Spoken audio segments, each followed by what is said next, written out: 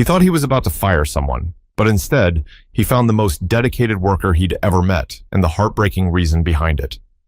Richard Halston always said he could walk into any restaurant he owned and tell, within 5 minutes, whether things were headed downhill. But standing outside Harvest Lane Bistro in Columbus, Ohio, at nearly 11 at night, he wasn't so sure anymore. The place wasn't failing yet, but it was slipping. Slow nights, low morale, too many complaints about wait times.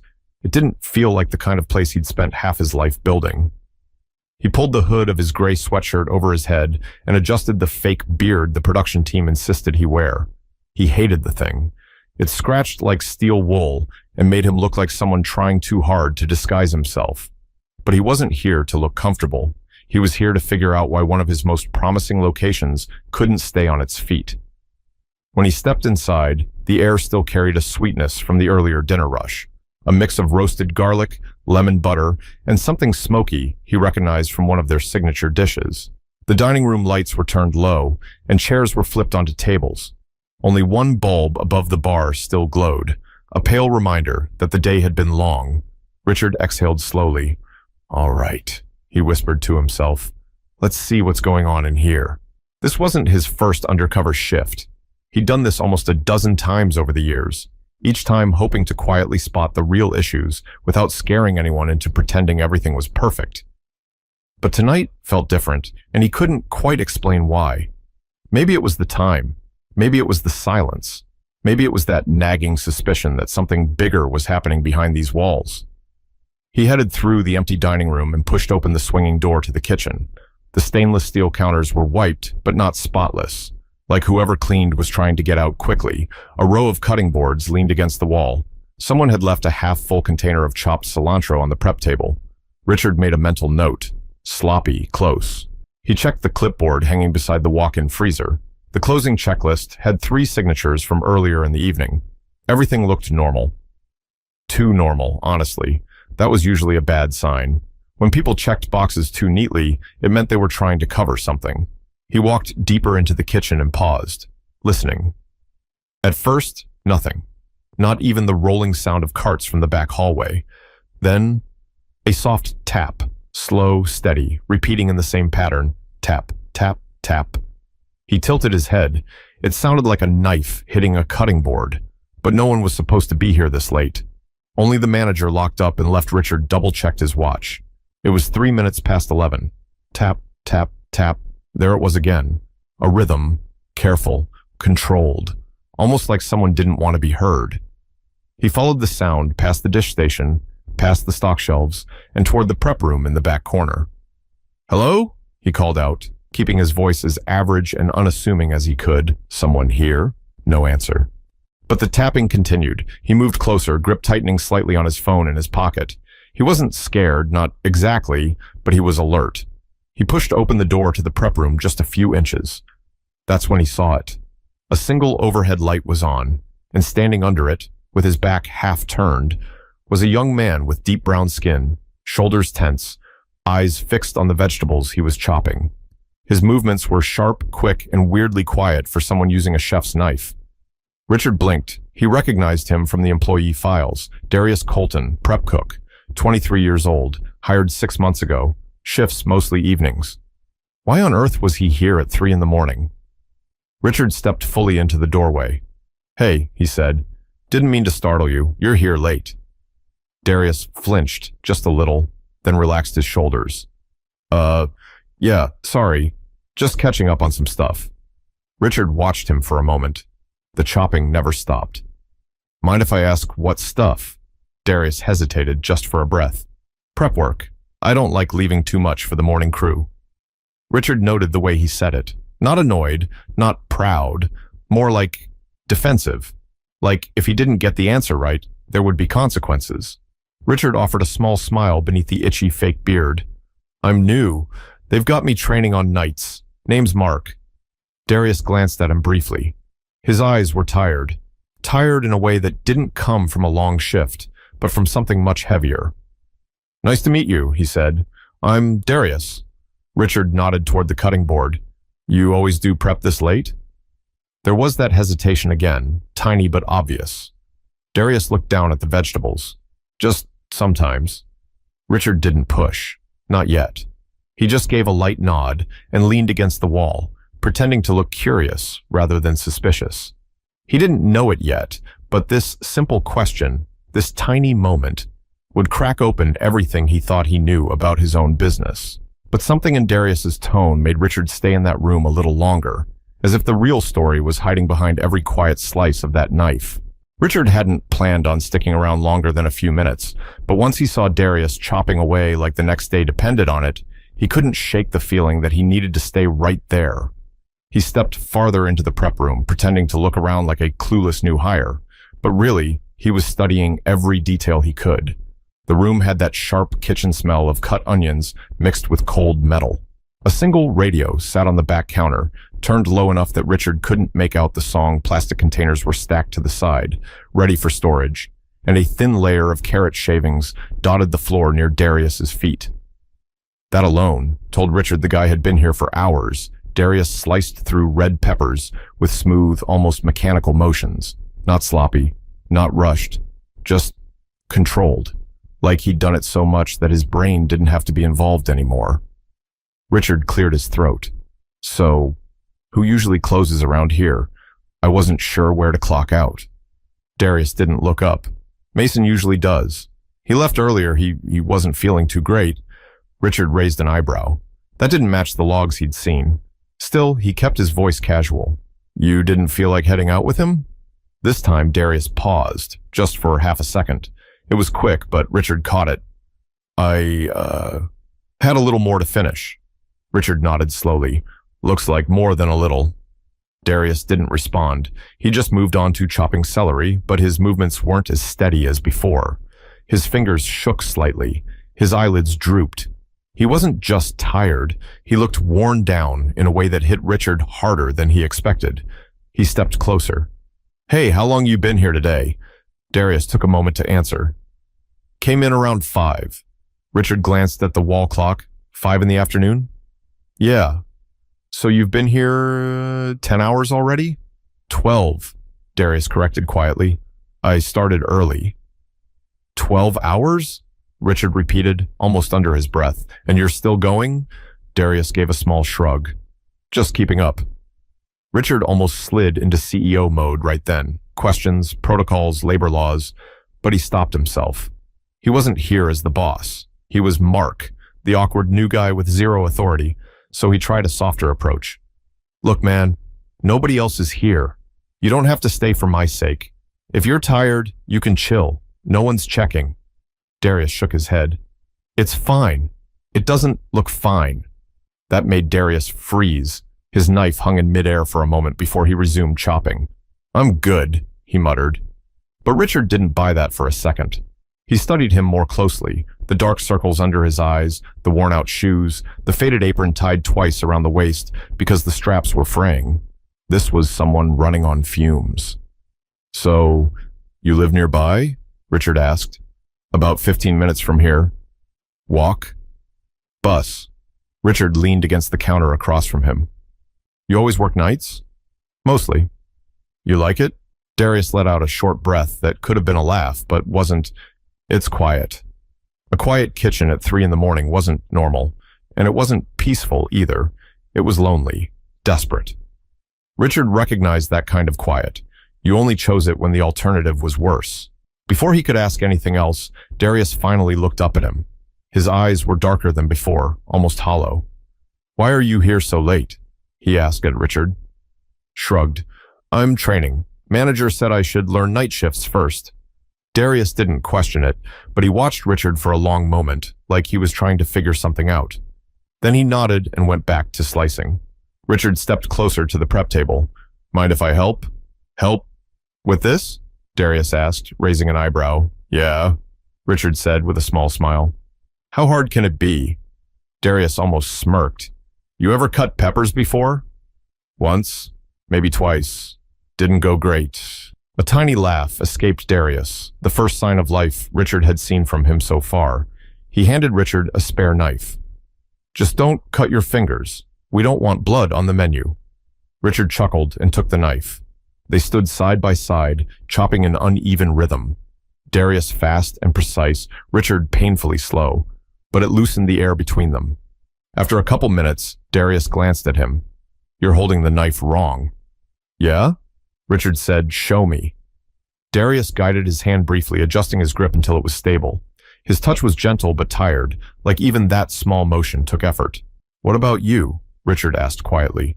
"What's keeping you here this late?" Darius stiffened instantly.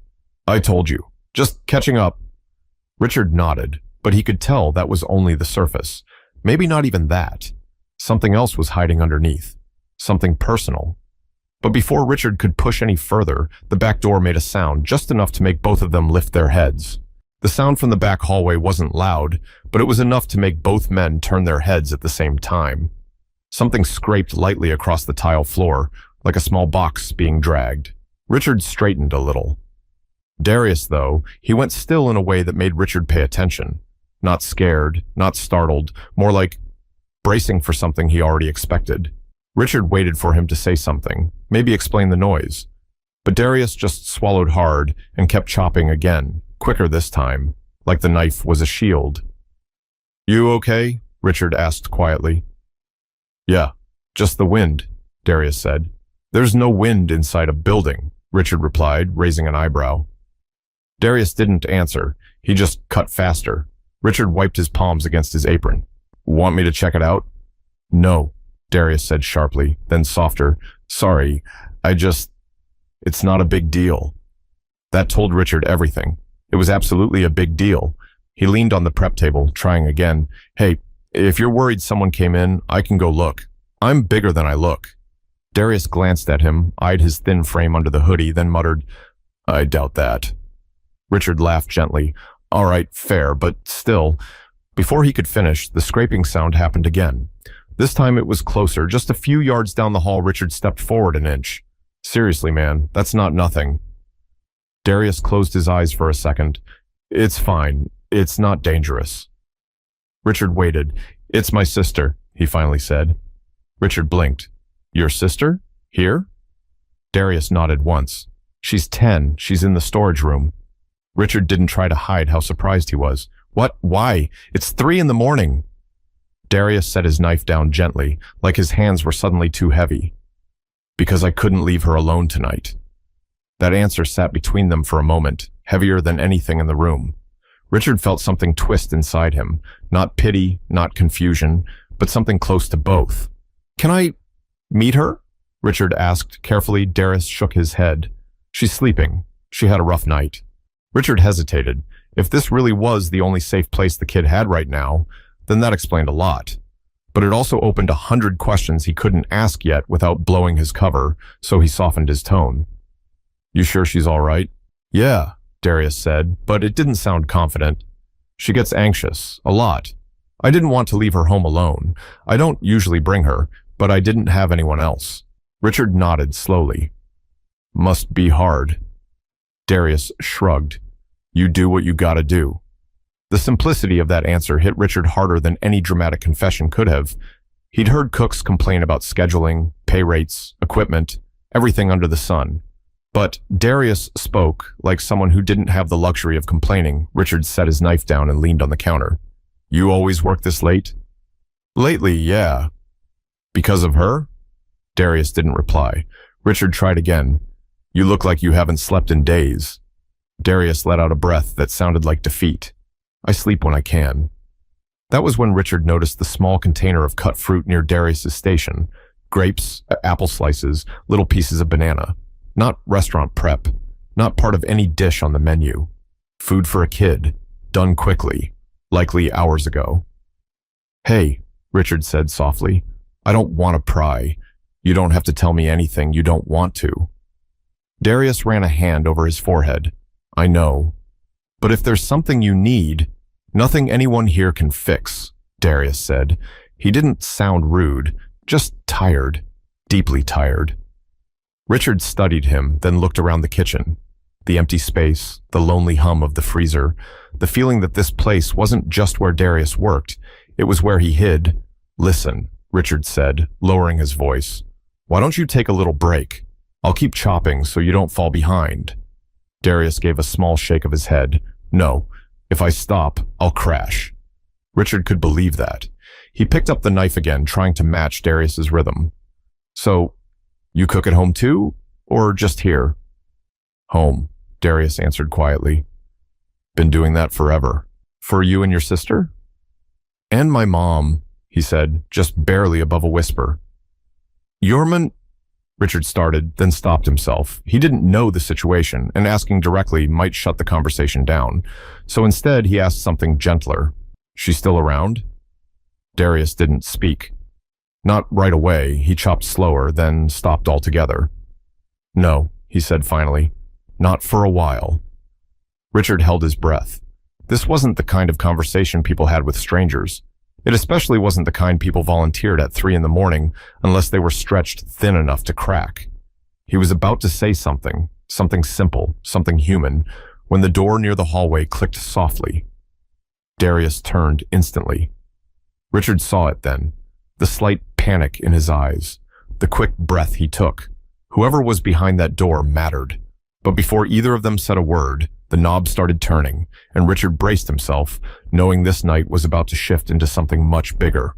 The doorknob turned just a crack before stopping, like whoever was on the other side was still deciding whether to enter. Richard stepped back, not wanting to look intimidating, and Darius walked toward the hallway with a quickness that didn't match how tired he'd been moments before. It's okay, he called softly. It's just me. The door unlatched the rest of the way, and a small face peeked through the opening. A girl with tight curls pulled into a loose ponytail. She rubbed one eye with the back of her hand. Did you call me? She whispered. No, Lonnie, Darius said gently. Go back to sleep. I'll be done soon. The girl looked past him at Richard. Her eyes widened slightly, not scared, but curious. Richard lifted a hand in a small wave. She didn't wave back, but she didn't hide either. She rested her head against the doorframe like she was too tired to stand straight. Who's that? She whispered. He's new, Darius said. He's just helping. Richard offered a soft smile. Hi, Lonnie. I'm Mark. She nodded once, slow, then turned to her brother. I'm cold. Darius closed his eyes briefly, not annoyed, not frustrated, just overwhelmed. I know, I'll grab your jacket. He slipped into the hallway with her, leaving Richard alone in the prep room. The silence settled immediately, thicker now that he'd seen the weight Darius carried a 10-year-old kid asleep in a restaurant storage room at 3 a.m, a brother chopping vegetables until his hands shook. Something was off, far more off than what Richard had expected to find when he came undercover. A couple of minutes later, Darius walked back in. Lonnie wasn't with him this time. He'd wrapped something around his hand while he was gone, an old dish towel tied tight across his palm. You cut yourself? Richard asked. No, Darius answered quickly. Just a blister. Richard didn't push, but he noticed the towel was already spotting with red. Darius returned to the cutting board, moving with that same robotic precision he'd used earlier. But there was a difference now. His shoulder looked heavier. His movements didn't have the same smooth flow. You sure you don't want to take a break? Richard said. You've got a lot going on. Darius shrugged. Breaks slow me down. Richard picked up another pepper. You must really care about this job. It's a job, Darius said. I show up, that's all. That's not all, Richard replied. Most people wouldn't be here this late if they had a choice. Darius hesitated. Most people don't need to. Richard felt that, and for a moment, neither of them said anything. The only sound was the clacking of knives against the boards, uneven but steady. So, Richard said quietly, you said your sister gets anxious? Darius nodded. Yeah. She go to school around here? Lincoln Elementary, he answered. That's a good school, Richard said. Yeah, Darius replied. They've been good to her. He didn't say me. Richard caught that too. After a brief pause, Richard tried a different angle. So, how long have you been taking care of her like this? A muscle in Darius's jaw twitched. A while. Since your mom... Darius cut him off gently. Let's not go there. Richard raised his hand slightly. Fair enough. He didn't push further. Not yet. This wasn't the moment to pry open wounds. It was the moment to listen. Darius continued slicing in silence for a minute, then surprised Richard by speaking first. You ever take care of someone? Like, full time? Richard blinked. Not really. I mean, I helped with my parents when they got older, but nothing long term. It's different, Darius said. It's like every hour matters. Every decision matters. You mess up once, it hits them harder than it hits you. Richard nodded slowly. Sounds like a lot for one person. It is, Darius said, but I don't get to complain. Why not? Because it's not her fault. Those 5 words hit Richard harder than he expected. Because it's not her fault. Something in Darius's voice, calm, tired, matter-of-fact, told Richard everything he needed to know. This wasn't obligation. This wasn't resentment. This was someone carrying the world because he refused to let a child suffer it alone. You must be a good brother, Richard said. Darius didn't smile. I try. Richard studied him quietly, the slump in his shoulders, the towel wrapped around his hand, the exhaustion in his eyes. This wasn't just a kid working hard. This was someone fighting battles he didn't have the luxury to talk about. So, Richard said carefully, do the managers know she's here? Darius shook his head, no. What would happen if they found out? Darius didn't answer right away, but he didn't need to. The silence said enough. After a moment, he looked at Richard. Look, can you not say anything? I don't want to get fired. We need this place. Richard held his gaze. I'm not going to say anything. Relief washed across Darius's face, quick but real. He exhaled slowly, shoulders dropping an inch. Thanks, he murmured. Richard nodded. No problem. And in that moment, everything changed. Darius didn't know who he was talking to. He didn't know the man beside him could decide his future in a heartbeat. But he trusted him anyway, just enough to ask for one small favor, but Richard could tell this wasn't the whole story. Not even close. Something deeper was going on, something big enough to force a young man into this kind of life. The kitchen felt different now, not because anything had changed physically, but because Richard finally understood the weight hanging over the room. Every chopped pepper, every shaky breath from Darius, every quiet glance down the hallway, it all carried meaning he hadn't seen before. Darius tried to get back into a rhythm, but it wasn't happening. His cuts grew uneven. Twice, the knife slipped and skimmed dangerously close to his fingers. Richard stepped in without thinking. Hey, slow down, he said. You're going to cut yourself. I'm fine, Darius muttered. You're not, Richard replied gently. Darius set the knife down and wiped his forehead with the back of his arm. The dish towel around his hand shifted, revealing more red than before. Richard pointed to it. That's not just a blister. Darius tucked the towel tighter. I said it's fine. Yeah, well, saying it doesn't make it true. Darius looked at him then, really looked. Not with anger, not with annoyance, but with the expression of someone who'd run out of excuses and didn't know what else to say. He swallowed. It's been a long week. Looks like it's been a long year, Richard said softly. Darius gave a small, humorless laugh. Something like that. He sank onto a stool by the prep table and leaned forward, elbows on his knees. For the first time since Richard walked in that night, he wasn't trying to push through. He wasn't pretending to be okay. He was just sitting there, worn down to the bone. You eat today? Richard asked. Darius shrugged. Had a sandwich earlier. When? Around noon. Richard blinked. You haven't eaten in 15 hours? Darius didn't answer. You're going to pass out at this rate. I don't have time to pass out, Darius said. He said it calmly, like it was just another fact of his life. Richard grabbed a small take-home container from the shelf and filled it with chopped chicken from the cooling rack. Here, eat. Darius stared at it, but didn't reach for it. I can't. That's for tomorrow's shift. This isn't a test, Richard said. Just eat. Darius looked torn, like taking that food was somehow selfish. But after a moment, hunger won. He took the container and ate a piece of chicken slowly, almost cautiously, as if he wasn't used to anyone handing him something without expecting something back. After a few bites, he whispered, Thanks. Richard leaned against the counter. Does she eat, your sister?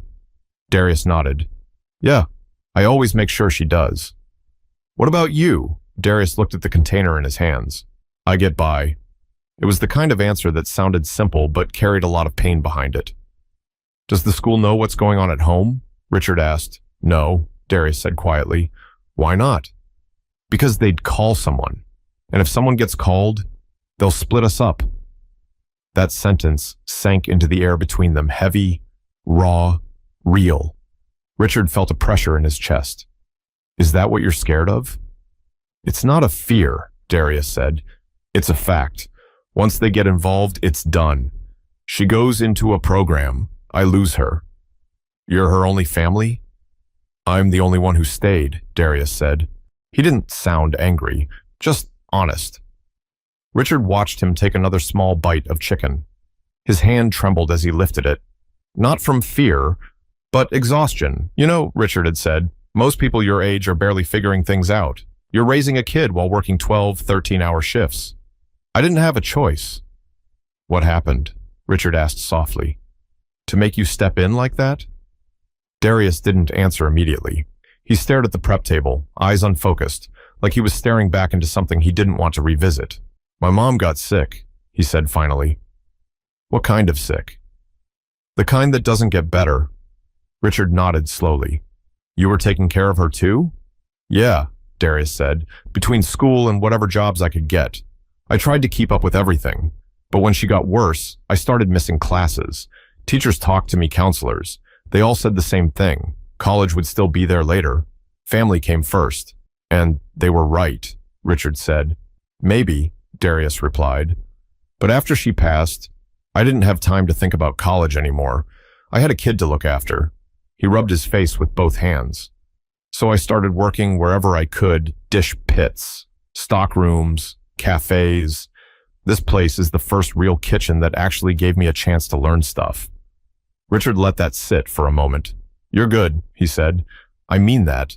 I can tell. Doesn't matter if I'm good, Darius said. I don't have the papers, no diploma, no fancy school. Nothing that proves I belong in a kitchen. Richard folded his arms. You think talent only counts when someone prints it on a certificate? No, Darius said, but the world does. Richard felt his jaw tighten, not with frustration at Darius, but at the system that forced him to think that way. You ever think about getting certified? Richard asked. Yeah, Darius said, but those programs cost money and time. I don't have either. Maybe someday, Richard said. Someday isn't soon enough, Darius whispered. Silence settled again, and Darius looked down at his bandaged hand. His shoulders sank even lower. Richard stepped closer. Look, you're doing everything you can. Sometimes, Darius said, it doesn't feel like enough. For her? Richard asked. For anything, Darius admitted. Feels like I'm always one bad week away from everything crashing. Richard swallowed. Does anyone help? Anyone at all? Darius shook his head. No one. Richard exhaled slowly. Small pieces of the truth were falling into place, but he could tell there was something even bigger, something Darius hadn't said yet. But before Richard could ask, a loud thud echoed from the hallway, making Darius jump to his feet like a spark had hit him. Because whatever caused that sound wasn't normal for a restaurant at 3 a.m. The thud wasn't small this time. It was sharp, heavy, like something, or someone, had fallen. Darius bolted toward the hallway before Richard could say a word. Richard followed, not running, but close behind, ready to step in if needed. They reached the storage room, and Darius pushed the door open. Inside, little Lonnie was sitting on the floor, her knees pulled tight to her chest. A metal bin lay on its side beside her. She must have knocked it over when she tried to stand. Hey, Darius said, dropping to his knees. You okay? Lonnie nodded, but tears filled her eyes anyway. I had a nightmare. Darius pulled her into his chest instantly. You're safe. I'm right here. Richard stayed by the door, giving them space. It wasn't his place to step in. Not yet. But watching the way Darius held her, the way her tiny hands clung to his shirt like he was the only stable thing in her world, made something in Richard's chest tighten. After a minute, Darius stood up with her still holding on. Let's go back inside, he whispered. You shouldn't be on the floor, okay? She nodded and buried her face in his shoulder. When they returned to the prep room, Darius settled her on the stool he'd been sitting on earlier. She pulled her jacket tighter and looked around the room with sleepy eyes. You want water? Darius asked her. She nodded again. He grabbed a small cup, filled it at the sink, and handed it to her. Lonnie took a sip, then noticed Richard again. Why is he still here? She asked softly. Richard stepped forward just enough to seem friendly. I'm helping your brother with the veggies. I'm slow, but I'm trying. Lonnie gave a tiny smile. Darius almost smiled too, but it faded quickly. He looked at Richard with an expression that said he knew things couldn't stay like this. He knew the questions were coming, and Richard didn't want to waste the moment. He leaned against the counter, lowering his voice. Darius, earlier you said you're always one bad week away from everything crashing. What did you mean? Darius didn't answer immediately. He watched Lonnie finish her water, her small legs swinging while she hummed quietly under her breath. Finally, he spoke. When my mom got sick, she couldn't work anymore. Bills piled up. I tried. I took whatever jobs I could, but I was 16. No one pays a kid enough to run a whole apartment. Richard listened closely. We got help for a while, neighbors, church, people who meant well. But after she passed, everyone disappeared. Not because they didn't care, just because their own lives kept going. He rubbed the back of his neck. I was 17 when they told me they might take Lonnie. Said I was too young, no income, no plan. What did you do? Richard asked. I lied, Darius said simply. Told them my uncle was moving in. Told them we had savings. Told them everything they needed to hear. And they believed you? Barely. They said they'd check in. I made sure they didn't have a reason to come back. Richard nodded slowly. And school? I tried, Darius said, but between 2 jobs and taking care of her, something had to give. So you left? Yeah, he said. I left. He didn't say it with shame. He said it like someone who made a choice, one he'd make again if he had to. And since then? Richard asked. It's just been keeping up, rent, food, clothes for her, bus passes, making sure she gets where she needs to go. I work late so I can take her to school in the mornings. I pick up shifts when people quit or call out. I save every penny I can. Richard looked at the towel around his hand. And that injury? Darius hesitated. Then he exhaled. I burned it yesterday. Oil splash. Didn't have time to get it checked. You didn't go to urgent care? He shook his head. Cost too much. I need the money for rent. Richard swallowed hard. He wasn't used to staying quiet, but this hit him so deeply that the words just stayed locked in his chest. Darius sat beside Lonnie, resting a hand on her back as she leaned into him. She had a panic attack tonight, he said. Bad one. She gets scared sometimes when it happens. She doesn't want to be alone. I couldn't stay home and miss the shift, so I brought her. Richard stared at him, at the kid he thought was just a dedicated employee. Now he saw something he never expected, a young man holding up his world with shaking hands, refusing to let it collapse. You shouldn't have to carry all this by yourself, Richard said quietly. Darius shrugged. Who else is going to do it? Richard opened his mouth to respond, but Lonnie tugged on her brother's sleeve. Can we go home yet? She whispered.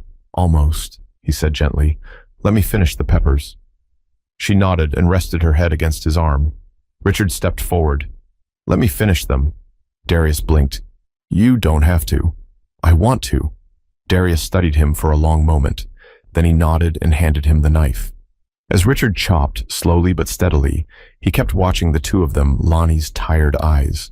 The way she gripped the sleeve of his apron. The way Darius pulled her close, as if at any second she might slip away. When Richard finished the last pepper, he turned to Darius. You know, you're not alone, even if it feels like it. Darius looked down. Sometimes it feels like I'm failing her. You're not, Richard said firmly. You're doing more than most grown adults would ever do. Darius didn't answer, but the way his shoulders loosened told Richard those words mattered. He wiped the cutting board clean and stepped back. Darius, he said quietly, I need to tell you something. Darius looked up, confused. What's up? Richard hesitated, not because he was unsure, but because he knew what came next would change everything. Who I am isn't exactly who I told you. Darius stiffened. What do you mean? Richard inhaled slowly, but before he could reveal the truth, the front door of the restaurant opened, and footsteps echoed across the empty dining room, heading straight toward the kitchen. Both Richard and Darius froze as the footsteps got closer, heavy, definite, not the kind of steps someone takes when they're lost. Whoever it was knew exactly where they were going. Lonnie tightened her grip on her brother's sleeve, her eyes darting toward the doorway. Darius whispered, "Stay here," and moved instinctively in front of her. Richard stepped forward too, not to shield anyone, but because he suddenly felt responsible for everything in that room. This was his restaurant, his people, his responsibility, even if no one knew it yet. The kitchen door swung open, and a tall man stepped inside. Dark jacket, clipboard under his arm, keys dangling from one hand. It was Mason, the shift manager. He stopped mid-step when he saw them. His eyes flicked from Richard to Darius, then to Lonnie on the stool. "What's going on here?" he asked, voice sharp. Darius tensed. She couldn't stay home alone. "That's not what I asked," Mason cut in. "Why are you two still in the building at this hour? And who is this guy?" Richard kept his posture neutral. "I'm Mark. New. They had me training on nights." "We don't have any new hires on nights," Mason replied. Richard knew that tone. It wasn't anger. It was a man sensing trouble and wanting to shut it down fast. He could almost admire it. If it didn't land squarely on the wrong person, Darius stepped forward. "Mason, look, I just needed a place for her to calm down. She wasn't feeling good. I wasn't trying to break any rules." Mason rubbed his forehead. "Darius, you know this is not allowed. If corporate finds out—" "I know," Darius whispered. Lonnie pressed closer to him. Richard saw the fear in her eyes, and something in him snapped. He'd watched enough. He'd heard enough. He'd seen enough. This kid had been apologizing to the world long before Mason ever walked into this kitchen. Richard stepped between them. "Mason," he said evenly, "I think we should slow down a bit." Mason scoffed. "Slow down? Who are you to tell me to slow down? This is a liability nightmare." Richard pulled off the hood, then he peeled off the fake beard. Mason's eyes went wide. No way, Mr. Halston?" Darius's face dropped. Lonnie blinked up, confused. Richard nodded. "Yeah, it's me." Mason straightened so quickly he almost dropped the keys. "Sir, if I'd known—" "That's the point," Richard said. "You weren't supposed to know." He turned to Darius, whose expression had shifted from exhaustion to panic. I didn't know," Darius stammered. "I'm sorry. I wasn't trying to do anything wrong. I just—" "Stop," Richard said gently. "You don't need to apologize to me." Darius swallowed hard. "But she's not supposed to be here, and I'm not supposed to be working this late. I know that. I just didn't have another option." "I know," Richard said. "That's why I'm here." Darius looked at him, confused. "What do you mean?" Richard motioned for Mason to step aside, then he pulled up the second stool so he could sit in front of Darius and Lonnie like a parent talking to a child who'd been unfairly cornered. "Listen," Richard said softly, "tonight wasn't about rules. Tonight was about seeing what's really going on in this place. And what I saw wasn't someone breaking policy. I saw someone carrying way too much on his shoulders." Darius lowered his eyes. "I'm doing the best I can." "I know you are," Richard said, "and that's exactly what I want to talk about." Mason lingered nearby like he wasn't sure whether to speak or leave. Richard waved him off. "It's fine, I got this." Mason nodded quickly and stepped outside the prep room, closing the door behind him. Richard turned back to Darius. "You weren't supposed to find out this way. I was going to tell you earlier before Mason walked in, but yes, I'm undercover, and yes, I own this restaurant." Darius looked stunned. Why were you helping me chop vegetables?" "Because I wanted to see how you really work," Richard answered, "and because you looked like you needed someone standing next to you." Darius let out a shaky breath. "I don't want you to think I'm using this place like a shelter. I wasn't trying to take advantage of anything." "I don't think that," Richard said firmly. "I think you're trying to survive. And that's not the same thing." Lonnie leaned against her brother, still tired but listening. Richard softened his voice. "Darius, why didn't you tell anyone? Why didn't you say you were struggling?" "Because people judge you when you say stuff like that," Darius said. "They think you're irresponsible, or unstable, or a risk. And if they think that—" He paused, voice cracking. "They take her." Richard nodded slowly. "You've been protecting her." "All I've ever done," Darius said. For the first time, Richard saw tears in his eyes, not from weakness, but from carrying something alone for too long. Richard leaned forward. "You're not losing your job." Darius blinked. "What?" You heard me, Richard repeated. You're not losing your job. You're not in trouble either. But, no but. You're doing everything you can, and it's time someone helped you for a change. Darius stared at him, unsure whether to believe it. Lonnie looked up. Are we going to get kicked out? She whispered. Richard's chest tightened. No, sweetheart. You're safe, I promise. Her small shoulders relaxed a little. Darius covered his face with both hands, overwhelmed. I never wanted anyone to see us like this. I'm glad I did, Richard said, because now we can actually fix something. Darius dropped his hands slowly. Fix what? Richard stood up, a calm determination settling over him.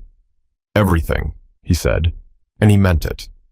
But the next thing Richard told him would change his life in a way he never saw coming. Because this wasn't just about helping an employee anymore, it was about giving a young man a chance he'd earned 1,000 times over. Darius stared at Richard as if he hadn't heard him correctly. The idea that anything in his life could be fixed felt foreign, almost unreal. He wasn't someone who expected help. He barely expected understanding. So hearing the owner of the entire company say it so confidently left him frozen in place. Richard walked back to the prep table, the one cluttered with vegetables, towels, and a half-finished tray of celery. He rested his hands on the edge and took a breath before speaking. Darius, he said, I came here tonight looking for problems. I thought maybe the staff wasn't trained right or the managers weren't doing their jobs. I never expected to find someone carrying enough weight for 10 people. Darius let out a shaky breath.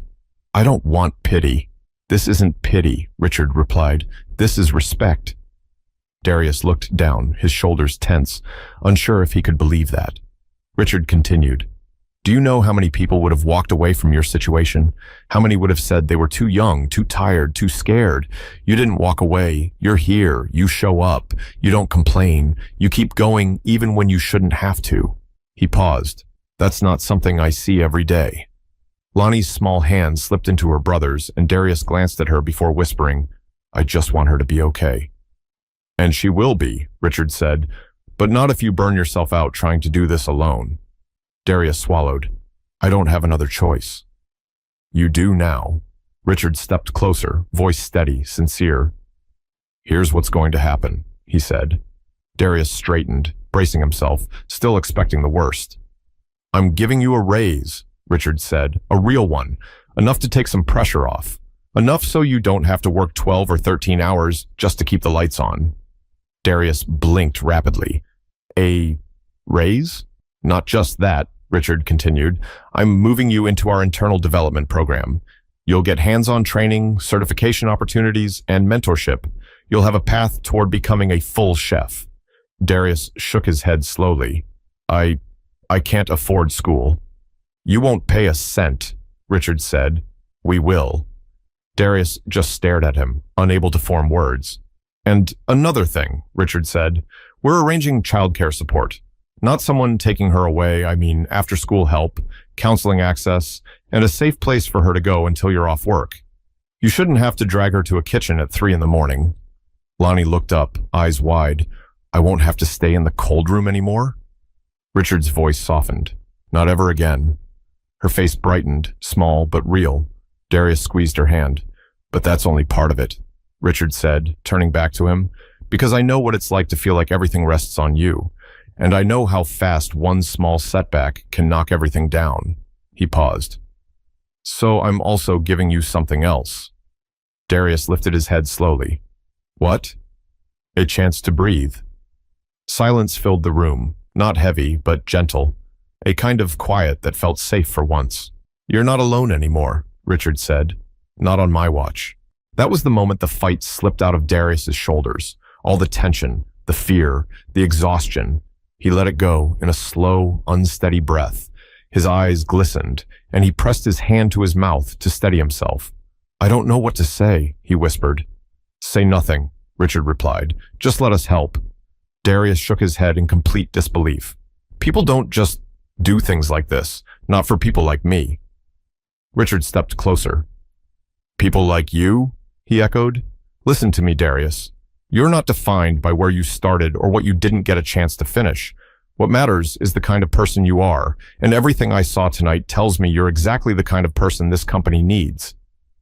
A single tear slipped down Darius's cheek before he wiped it away quickly, like he didn't want Lonnie to see. But she saw anyway. She wrapped both arms around him, hugging him tight. Richard let the moment sit, giving them space. When Darius finally looked back up, his voice was steadier. "What about Mason?" he asked quietly. "He looked like he wanted to fire me himself." "I'll handle Mason," Richard said. "He's not the problem, and he's not your judge." Darius nodded slowly. Richard reached for his jacket. "You two need to go home and rest.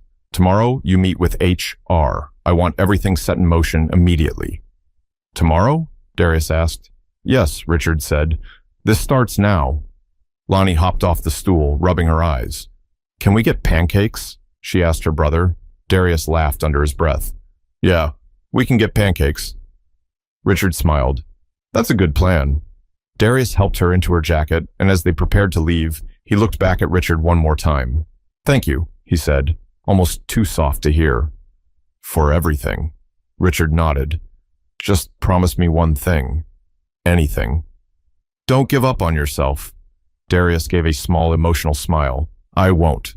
He put his arm around his sister and guided her through the kitchen door. Richard watched them disappear into the hallway, the young man who'd been carrying the world, and the little girl who'd kept him fighting. The door clicked softly shut behind them. Richard stood alone in the empty kitchen, surrounded by the late-night silence. But this time, it didn't feel heavy. It felt hopeful. Change wasn't just possible. It had already begun. He looked down at the cutting board still covered in slivers of pepper and celery, the kind of mess left behind when someone works past their limits with no help, no support, no rest. "Well," he murmured to himself, "not anymore." He turned off the lights, locked the door, and stepped outside into the night, letting the cool air hit his face. There are moments in life when you see someone fighting battles they never asked for, battles no one should face alone. And if you're lucky, you get the chance to step in, a chance to stand beside them, a chance to change their story. Richard had taken that chance, and now it was Darius's turn to rise. When someone is drowning quietly, the right hand at the right moment can change everything. Sometimes people don't need judgment. They need someone to see them, someone to believe in them, someone to give them a chance they never got. If this story moved you, share it with someone who might need hope today.